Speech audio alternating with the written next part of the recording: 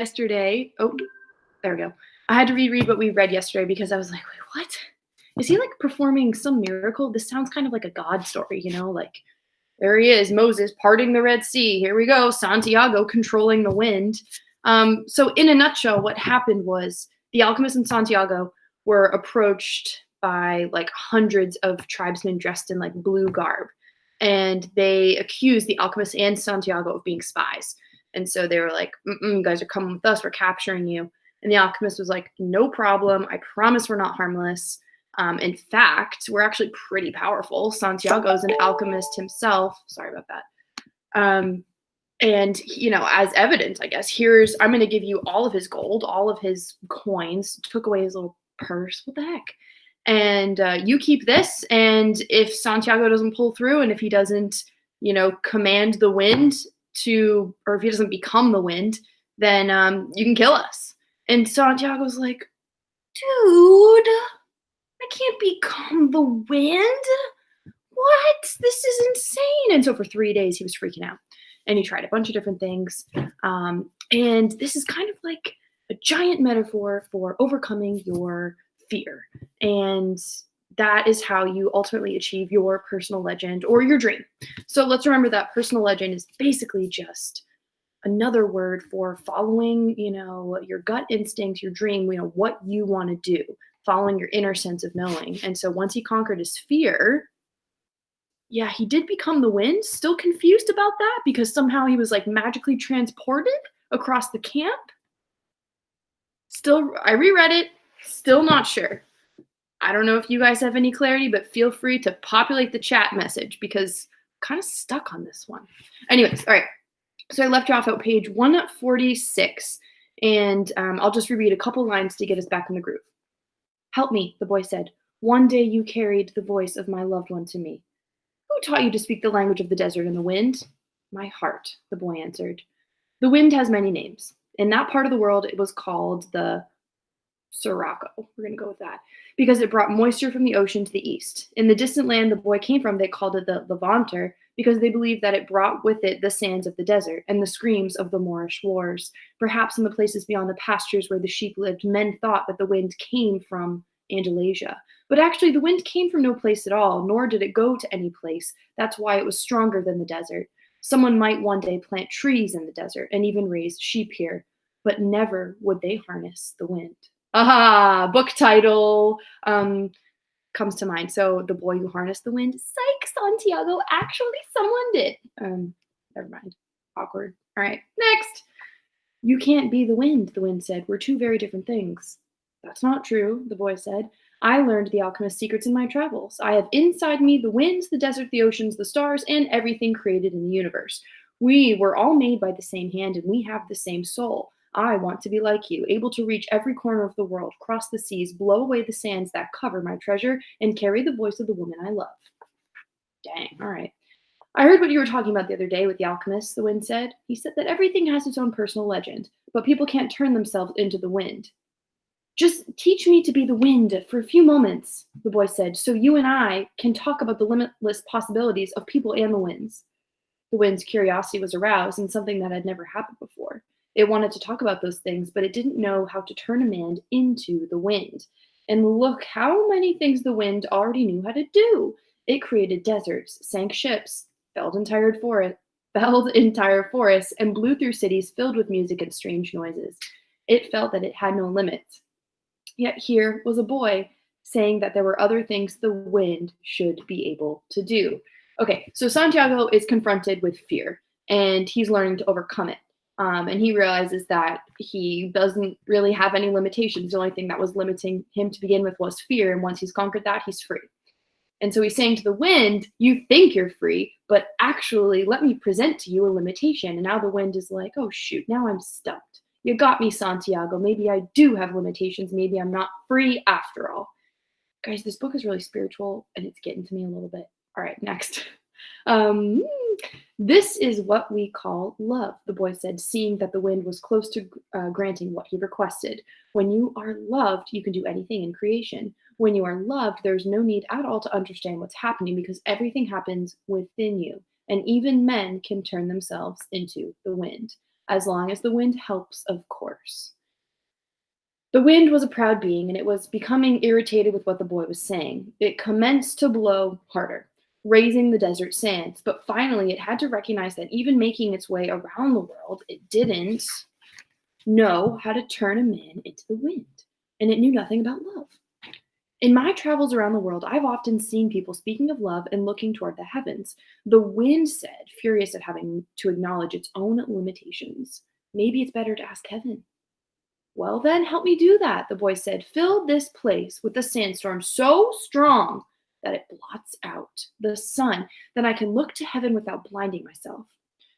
So the wind blew with all its strength, and the sky was filled with sand. The sun was turned into a golden disk. At the camp, it was difficult to see anything. The men of the desert were already familiar with that wind.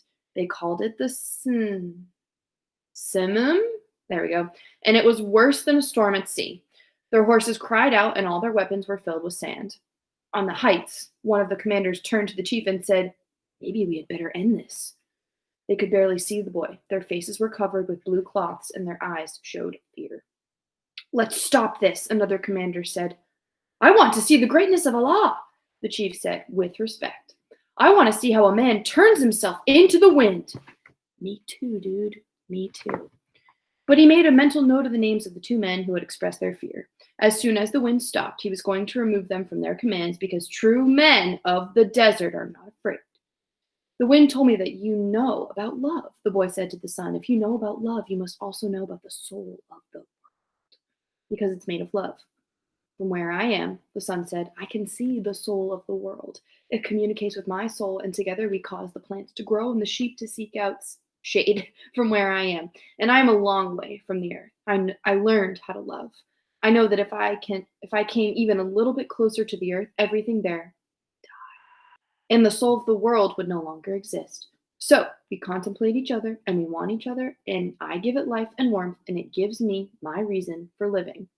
"So you know about love," the boy said.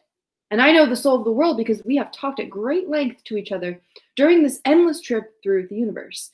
It tells me that its greatest problem is that up until now, only the minerals and vegetables understand that all things are one, that there's no need for iron to be the same as copper or copper the same as gold.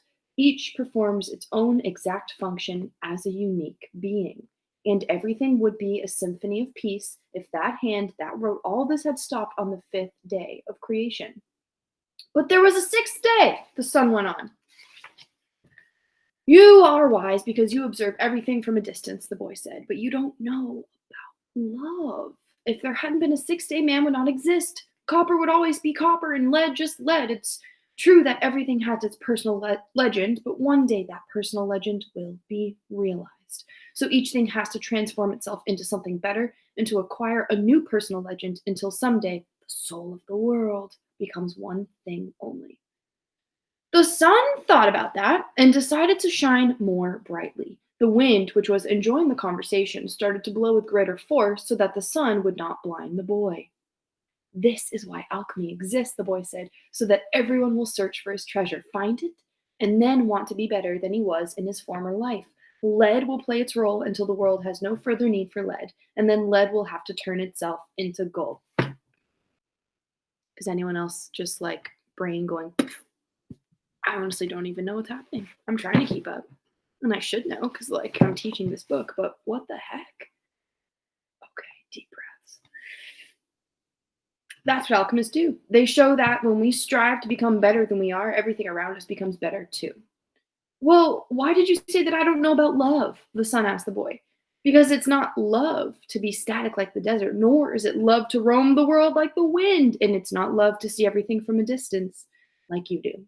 Love is the force that transforms and improves the soul of the world. When I first reached through to it, I thought the soul of the world was perfect, but later I could see that it was like other aspects of creation and had its own passions and wars. It is we who nourish the soul of the world, and the world we live in will be either better or worse, depending on whether we become better or worse." And that's where the power of love comes in, because when we love, we always strive to become better than we are. "So, what do you want of me?" the sun asked. "I want you to help me turn myself into the wind," the boy answered. Nature knows me as the wisest being in creation, the sun said, but I don't know how to turn you into the wind. Then whom should I ask? The sun thought for a minute. The wind was listening closely and wanted to tell every corner of the world that the sun's wisdom had its limitations, that it was unable to deal with this boy who spoke the language of the world. Speak to the hand that wrote it all, said the sun. The wind screamed with delight and blew harder than ever. The tents were being blown from their ties to the earth, and the animals were being freed from their tethers.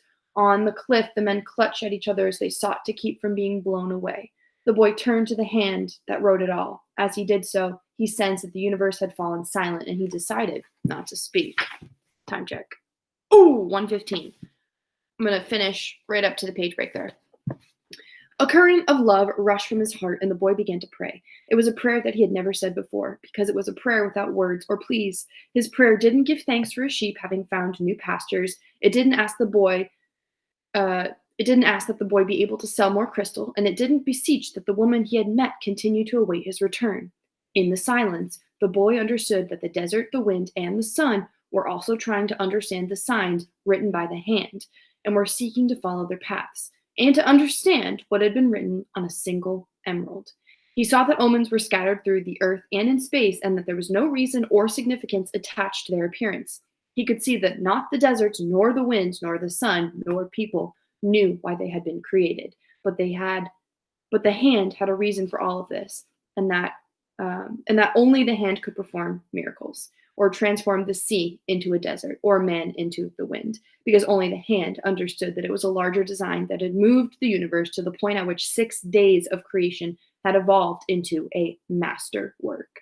The boy reached through to the soul of the world and saw that it was part of the soul of God, and he saw that the soul of God was his own soul, and that he, a boy, could perform miracles. Okay, my mind is blown. If you're still with me, thank you. That was tricky. So I'm going to hop on and do some conferences, but basically I think the boy realized that, back to Hinduism, here we go. I think maybe he understands that every single living being has a soul that is connected to the greater power in the universe. And he said, well, if the greater power in the universe is the only one to transform miracles, and I am some small part of that greater force, then I too have an opportunity to create miracles. I don't know, guys, that's the best I got. This is a tough one. All right, get outside, enjoy the day. Bye, everyone.